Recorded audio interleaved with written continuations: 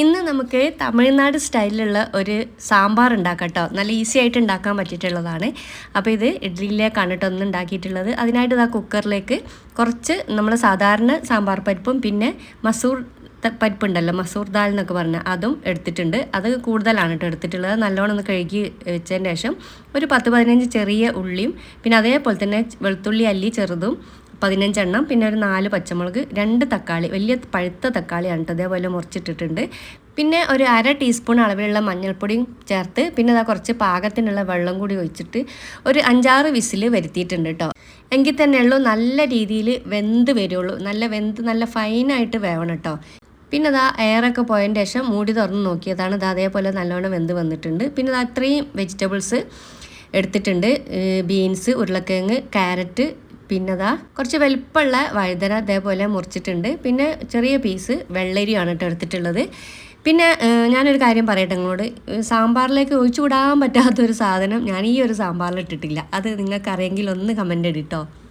ആ ഒരു വെജിറ്റബിൾസ് എടുക്കാത്തത് വേറെ ഒന്നും കൊണ്ടല്ല, ഇവിടെ ഇല്ലാത്തതുകൊണ്ടാണ്. പിന്നെ അതൊക്കെ മുറിച്ചും റെഡിയാക്കി മാറ്റി വെച്ചതിന് ശേഷം പിന്നെ ഒരു പാൻ അടുപ്പത്ത് വെച്ചിട്ട് വെളിച്ചെണ്ണ ഒഴിച്ച് കൊടുത്തിട്ട് കടുകിട്ട് പൊട്ടിക്കുന്നുണ്ട്.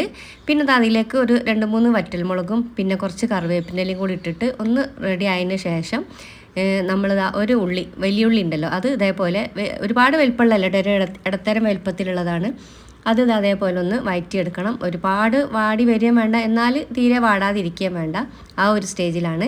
പിന്നെ നമ്മൾ എടുത്തു വെച്ചിട്ടുള്ള പച്ചക്കറികളൊക്കെ ഉണ്ടല്ലോ അതൊക്കെ ഒന്ന് ഇതിലേക്ക് ഇട്ട് കൊടുക്കുക.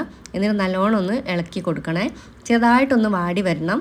അപ്പോൾ ഇത്തിരി കൂടി വലിപ്പമുള്ള പാത്രം എടുത്താൽ മതി. എൻ്റെത് ആ പച്ചക്കറി കൊള്ളാത്തൊരു പാത്രമായി പോയിട്ടോ, ഞാൻ അഡ്ജസ്റ്റ് ചെയ്തതാണ്.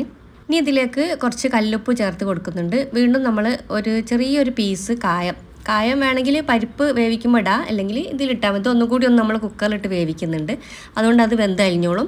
പിന്നെ അതിലേക്ക് കുറച്ച് മഞ്ഞൾപ്പൊടിയും സാമ്പാർ പൊടിയാണ് ചേർക്കുന്നത്. ബ്രാഹ്മിൺസിൻ്റെ സാമ്പാർ പൊടിയാണ് കേട്ടോ. അത് നല്ല എനിക്കിഷ്ടപ്പെട്ടൊരു സാമ്പാർ പൊടിയാണ് അത്. പിന്നെ അതിലേക്ക് കുറച്ച് മുളക് പൊടിയും കുറച്ച് മല്ലിപ്പൊടിയും ചേർത്തിട്ട് നല്ലോണം ഒന്ന് വഴറ്റിയെടുക്കണം. അതിൻ്റെ പച്ചമണക്ക, ആ പൊടികളുടെ പച്ചമണക്കം ഒന്ന് മാറുന്ന വരെ ഒന്ന് ഇളക്കി കൊടുക്കണം. ഈ ആളാണ് കേട്ടോ നമുക്ക് സാമ്പാർ പഠിപ്പിച്ച് തരുന്നത്, തമിഴ്നാട് സാമ്പാർ. പിന്നെ ഇതാ കുക്കർ തുറന്ന് കൊടുത്തതിന് ശേഷം നല്ലോണം എല്ലാം കൂടി ഒന്ന് ഉടച്ചെടുത്തതിന് ശേഷം നമ്മളിതാ വഴറ്റിയെടുത്തിട്ടുള്ള ആ ഒരു വെജിറ്റബിൾസൊക്കെ കൂടി ഇതിലേക്ക് ചേർത്ത് കൊടുക്കുക. എന്നിട്ട് നമ്മൾ കുറച്ചും കൂടി വെള്ളം ഒഴിച്ച് കൊടുക്കണം കേട്ടോ. ഭയങ്കര കട്ടിയായി പോവുകയും ചെയ്യരുത്, ഒരുപാട് ലൂസാകുകയും വേണ്ട. പക്ഷേ ഇവിടെ ഇക്കാക്കക്ക് സാമ്പാർ ഇത്തിരി ലൂസായിട്ടാണ് കേട്ടോ വേണ്ടത്. അപ്പോൾ ഇത് ഇത്തിരി കട്ടിയുള്ള സാമ്പാറാണ്. പിന്നെ പാകത്തിനുള്ള പുളിയും കൂടി വയ്ക്കുന്നുണ്ട്. പുളി അതേപോലെ തന്നെ ഇവിടെ കൂടുതൽ പറ്റൂല, അതുകൊണ്ട് കുറച്ച് പുളിയേ ചേർത്തിട്ടുള്ളൂ. പിന്നെ പാകത്തിന് വെള്ളം കൂടി ഒഴിച്ച് കൊടുത്തിട്ട് ഒരു വിസിൽ വരുന്നതിന് മുന്നേ തന്നെ ഞാൻ ഓഫാക്കിയിട്ടുണ്ട്. പിന്നെ ലാസ്റ്റ് കുറച്ച് മല്ലിയിലയും കൂടി ചേർത്തിട്ട് കഴിക്കാവുന്നതാണ്.